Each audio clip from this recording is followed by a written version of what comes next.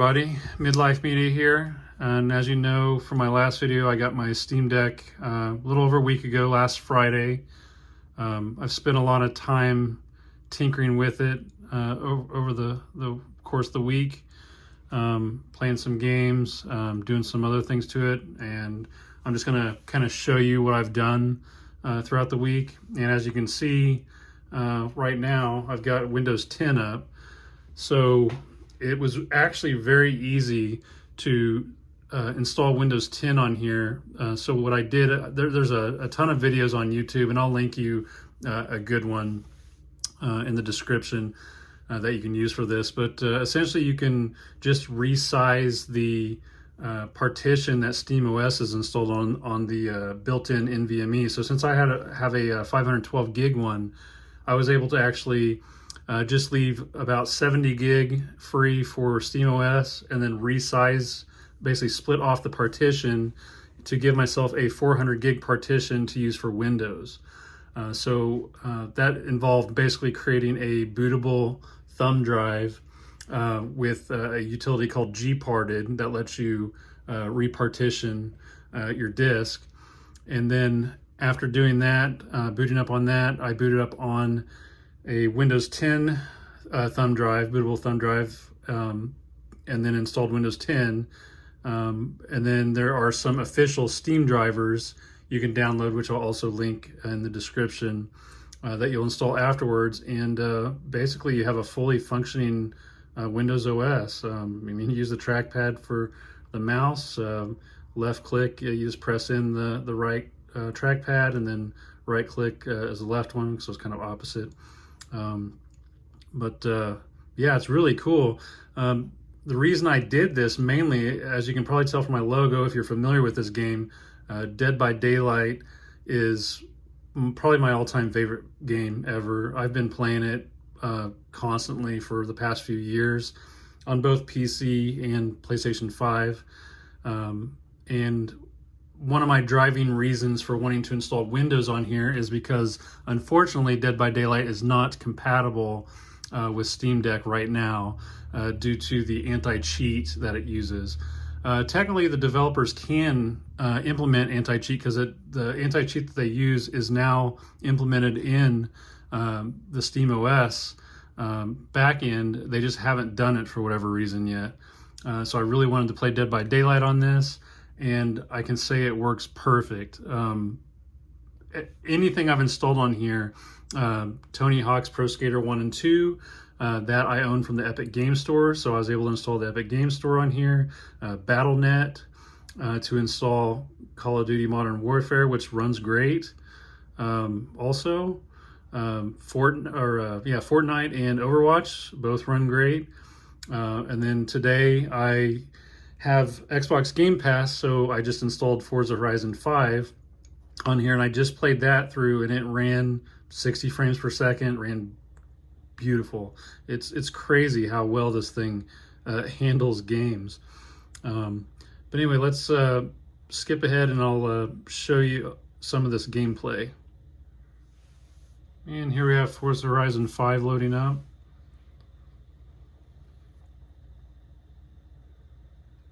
One thing I will mention is to get the controls on the Steam Deck working in non-Steam games, there is a little trick. You have to install some other utility. I can't remember the name of it. I'll show you after this. I think it's called GOTC or something. But you got to run that, and then you have to add Notepad to Steam. And when you launch Notepad, it makes Windows see the controller. It's very strange, but it works.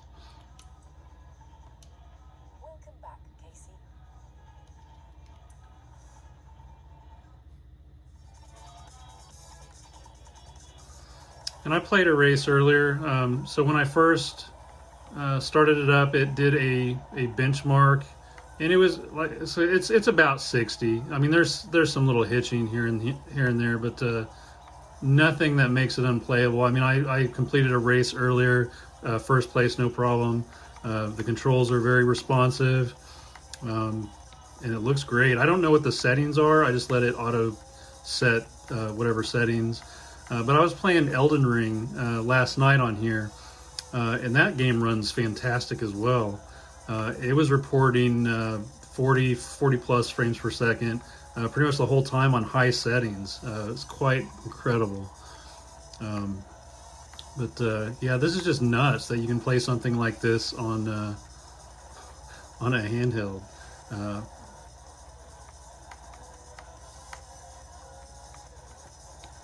And yeah, excuse my terrible driving. I'm not really trying to win any awards here. All right, let's exit out of here and check something else out. So yeah, this is the software I was talking about, GlowSC, and I'll put a link to that in the description as well. But essentially, after you install it, I can't seem to get this to pull up, but basically when you first set it up, you just have to do some simple task of adding notepad.exe to it, and then basically anytime you run any games like from Battle.net or Epic Game Store, or just anything outside of Steam, you just have to launch this GlowSC, or you just launch Notepad from Steam actually, which launches this GlowSC overlay, which makes the gamepad work. Again, very strange, but it definitely works. And let's try, we'll fire up some Dead by Daylight and show you that. And here we are in the lobby, just waiting for the game to start. If you're not familiar with this game, it's essentially a 4 versus 1 horror-based game. Basically, there's a killer versus 4 survivors. There's a ton of killers and survivors to pick from. There are licensed characters in here, such as Michael Myers from Halloween, or Pinhead from Hellraiser. There's also Steve and Nancy from Stranger Things. It's a very cool game, and I've just really enjoyed playing it over the years. They continually add new characters and levels and fixes to it. But yeah, check this one out if that sounds like it's up your alley. I definitely recommend it. All right, now the match is starting, and yeah, there's really not much hitching at all on this. This seems to run very well on here, and I've got this set up to the max settings, to ultra settings. It did default to high when I first started it, but I've tried out ultra for a few matches, and it seems pretty good. As long as the Wi-Fi connection is good, as long as I'm connected to the closest router in my house, it seems to not really have any issues. Yeah, I've been thinking about doing some gameplay videos of this just because I play this so much. So I thought about maybe streaming it. Oh, and there's the killer.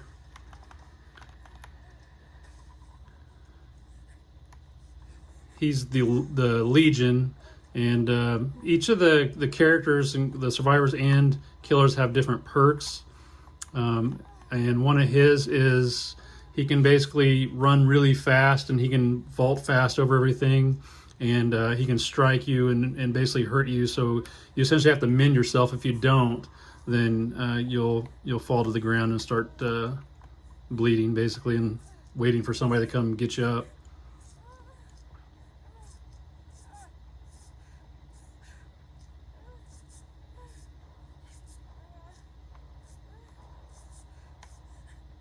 Yeah, as you can see, it's running really good. Controls, again, are very responsive. And again, this is a game that I could not play through SteamOS, and was the sole reason that I wanted to do Windows, and I'm happy that it worked out so well. And like I said, it was incredibly easy to do. Something else you can do too that I heard that I might give a shot is, oh, here we go, hold on, let me... Oh, I messed it up.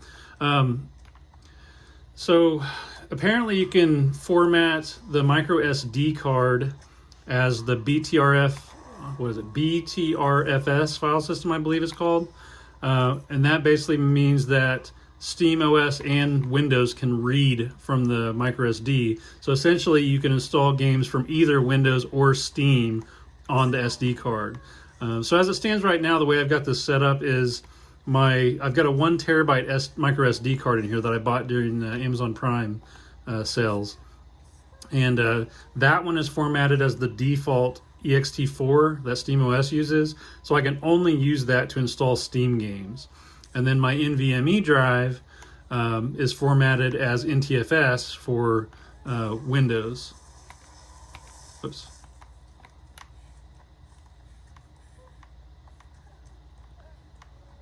I keep messing that up. That yellow glyph is it's just, there's a tree. It's called a tome, and you can basically move through the tome and unlock different things. You get points to buy cosmetics or upgrade your character, and one of them is to capture those yellow glyphs that randomly pop up in the match. So that's what you're seeing me do there, and I keep messing up the skill check, so I'm not getting it.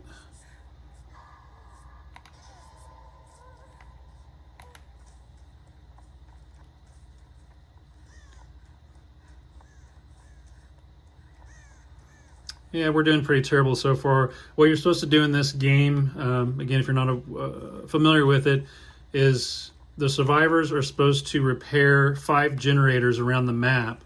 And then once the 5 generators are powered, then that powers the exit gates. And then you got to go unlock the exit gates and then escape. And then basically the killer is supposed to knock you down and hang you 3 times, so you can get hung on a hook 3 times before you die. But that's pretty much it. It sounds pretty simplistic, but there's really a lot to it, especially with all the perks and upgrades and items and all the various, yeah, and we're just not doing very well because by now we should have had a couple gens, but I'm not really concentrating too well on my game here. In fact, I think I'm just going to let this play out and we'll skip the video along and we'll show you something else.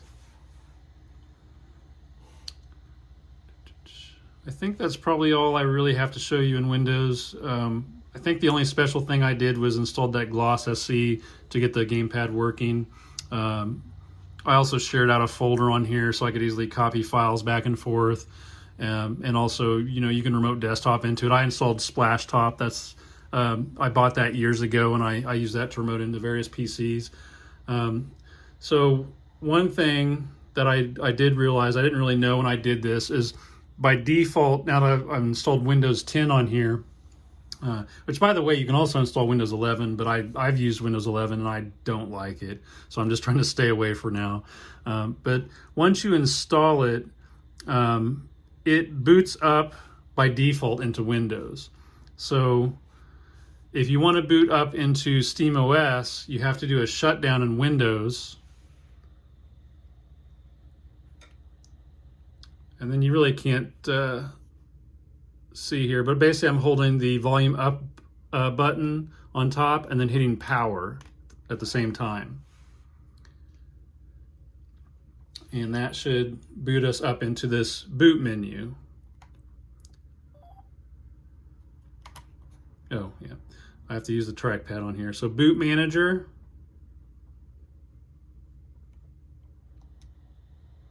And then here's the, I don't know why SteamOS is listed twice, but basically if I want to go back in the Windows, I would choose Windows. But I just go to this first SteamOS and hit A. And now it should boot us in the SteamOS. And there may be a way to change the default OS it boots to. I'm certain there is. I don't really care that much. It's fine.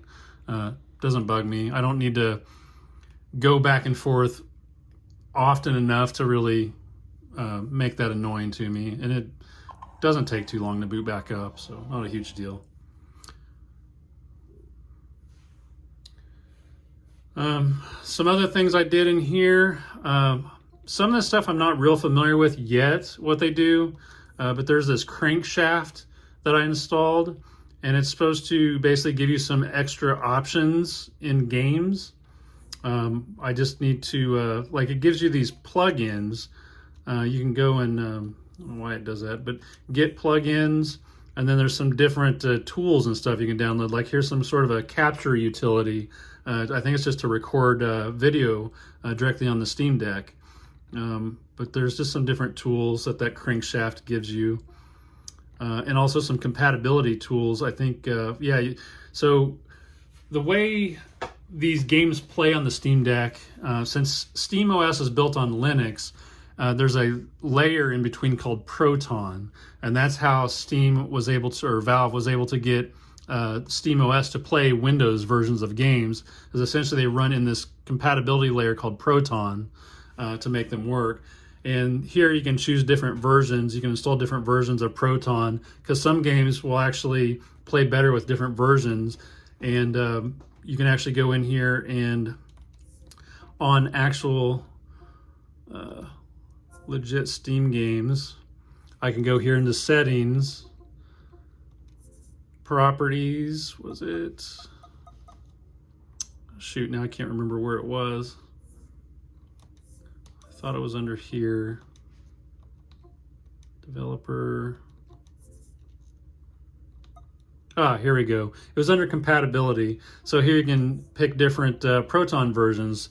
Because like I said, some may run better than others. And 7.2.4 is the latest. The GE, and a lot of people claim that it actually makes games run a lot better, certain games. But like I played Rocket League quite a bit this week, and it runs fantastic.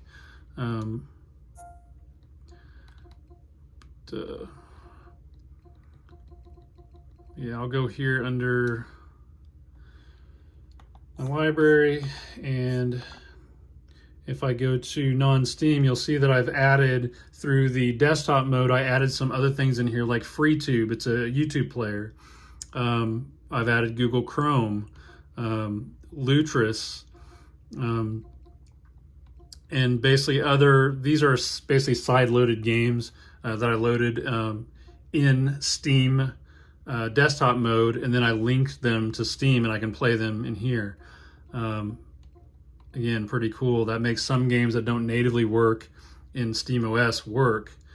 I think that's pretty much all I've done in SteamOS itself. And we can actually go out of here and actually get down here to power and switch to desktop, which is where I installed some other tools to be able to do some of that stuff.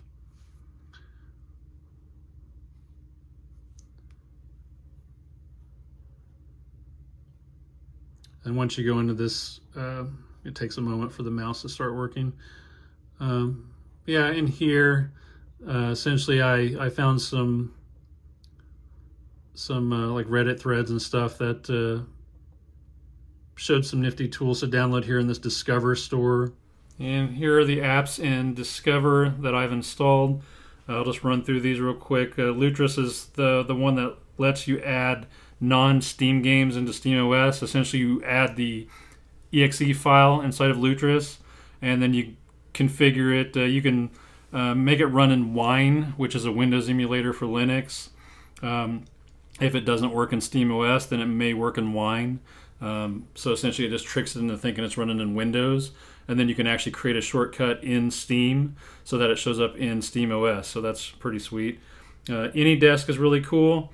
That one allows you to connect to your Steam desktop from your Windows machine. So it's basically just like a remote desktop software.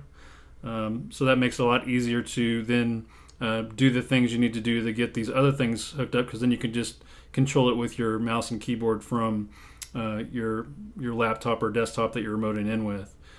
You can also hook up a USB dock or just a hub, as long as it's USB-C, and then you could plug a mouse and keyboard into that. In fact, I did that with the Logitech K400 wireless mouse and trackpad, or keyboard and trackpad combo that I have, and it worked rather well. And I also had to do that, to install Windows on here, because I had to be able to plug a USB-A thumb drive in to do that. Anyway, moving on, there's Chiaki, I believe that's how it's pronounced. This is a PlayStation Remote Play, so you can remotely play PlayStation 4 and PlayStation 5 games. I did try that. I streamed Dead by Daylight from my PlayStation 5, and it worked actually rather well. The only thing is the sound was a little choppy, but as far as like the inputs and graphics and stuff, it seemed to work just fine. Crankshaft, that's the plugin manager I showed you earlier in SteamOS to install different things like the screen recorder. Firefox, FreeTube was the open source YouTube app, Google Chrome, Heroic Games Launcher. I haven't messed with that, but it's like a good old games or GOG, an Epic Games Launcher, so you could sideload those games using that. And then there's Lutris, which we already talked about. I installed Edge because I like using the new Edge browser. It's my primary browser of choice. This stuff is probably just packages for other applications. PCSX2, that's an emulator for PlayStation 2. I did play something on it. It was MotorStorm Arctic Edge. It worked insanely well. I was really impressed. There's other emulators on here, though. I mean, there's RetroArch native in the Steam store, I believe, or you can get it here in the Discover store. There's EmuDeck, which I haven't messed with, but I've heard good things about. I installed Plex because I run a Plex server in my house that's got videos I stored on it, so I can play those back in here. Proton GE, that is that newer version of Proton that was built by the community, I guess, that has some improvements, so some of the games run better in it. And this Proton Up QT allows you to, that's the thing I showed you in SteamOS, where it allows you to select the different Proton versions for the games. Rare, I don't remember why I installed this, but it's an open source Epic Games alternative. But I can just run my Epic Games in Windows, so I probably won't ever use that. There's RetroDeck, which I installed but I haven't really used yet. Steam Tinker Launch, I don't remember what this was. I just heard somebody recommend it, so I installed it, and I honestly I didn't see anything new after I installed it, so I'm not sure. I don't think I've launched it, so I'm not sure what it does. Text editor, that was helpful for me to, Linux has built-in like VI editor, but it's a little more complex to use if you're not familiar with Linux. But this is, just like Notepad, so it made it easier for me to edit a file I needed to get a game working. And then Warpinator is really cool. Let me actually close this and go down here to the Start menu, and I'll launch Warpinator. And essentially, Warpinator, this is for utility also that you install on your Steam Deck, and then there's a Windows version called Whippinator that you install on your desktop or laptop, and then you basically launch both of them, and then it will see each other, so you can see the Steam Deck and Whippinator, and you can connect to it, and then it will allow you to just drop files or folders. So it's a quick and easy way to transfer files back and forth to your Steam Deck. So that's pretty cool. Let me close that. And then one thing I did not know when I installed Windows on here is that Windows boots by default. So like I already showed you, again, if I wanted to switch back to Windows, I would have to do a shutdown from here. But since we're not doing that, I'm just going to go up here and return to gaming mode. I don't know that there's really much else to show you that I haven't already.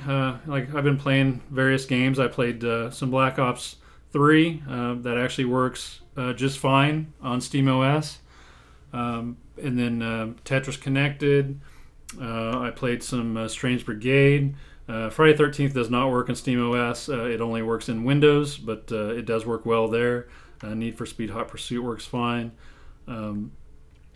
If we go here under favorites, now these favorites actually pull over just from Steam. So I've got favorites that I play on my gaming laptop, so they show up on here as well. This isn't just like my Steam Deck favorites. They're just showing up in here because I've got them listed in my favorites in Steam. So unfortunately, you can't play like Destiny 2. You can play it in Windows again, though. So I mean, that's a good, any game that does not work in SteamOS, if you want to play it, you'll definitely be able to if you install Windows. All right, now back into SteamOS. I don't really think there's much else to show you. Here's the games I've got installed currently, I haven't played through all these yet. I played some Dirt 5, played some Demon's Tilt. I've never played Horizon Chase Turbo. That's a lot of fun. Yeah, I mean, any of these games I've played so far, they work fantastic. And also, sometimes the games say they're not compatible, like Luminous. Actually, Luminous I think is unverified, and then I believe Mortal Kombat 11 is actually listed as incompatible, but it works perfect. I haven't had any issues with it, so I'm not sure why it's marked as incompatible. It runs great. And then a lot of these that have the little warning on them. So if you go to the game and you go down here to that game info, and there's a little button down here for details next to Steam Deck compatibility. If you click on that, it'll tell you what's wrong. And almost every time I've seen this, it says it's because some game text is small and maybe a little difficult to read, but I haven't had any issues with reading it. And then yeah, there's a list of here's all the games that they recommend for the deck. And these aren't games that I own. These are just games that they recommend, and I do own some of these. And then yeah, all the games that I do own. There's a ton I have not tried. I'll probably never get through trying all of them, and some of them I don't really care to play again. But yeah, I haven't had any issues still with the hardware. Like I said, it does get really hot, like I'd read but it's always in the back center. It doesn't affect your hands at all. You don't feel it while you're playing. And the fans do ramp up, but the speakers are so good it drowns it out, so that's not a problem. I haven't had any issues with the sticks or buttons or anything like some people have. Those bubbles that I mentioned in the last video, I was able to massage them out. They're like little air bubbles in the screen. And again, evidently that seems to be a more and more reported issue on the subreddit, Steam Deck subreddit. I'm reading quite a few posts of the 512 gig variant only having that issue. But most of them I've seen have like huge bubbles, like nickel dime sized bubbles. And so they've been just returning their Steam Decks. And the consensus is probably glue issues on the 512 gig version. Something about the factory where those decks came from, because Steam or Valve recently started ramping up production in Q3, so they're using some other factory to send some of them out. So there may be an issue with the glue in some batches, but mine's been fine. It hasn't came back, so I'm all good. And I've had issues with anything else. Everything's been running great. Definitely recommend side-loading Windows. You can install Windows 10 or 11, and I will leave a link to a great video on doing that, along with some of the other stuff I showed you in this video. But anyway, that's all I have for now. Hopefully this was informative in some way, and I might come back and make some more videos on Steam Deck. We'll just have to see how it goes. Thanks for watching. Like and subscribe. See you later.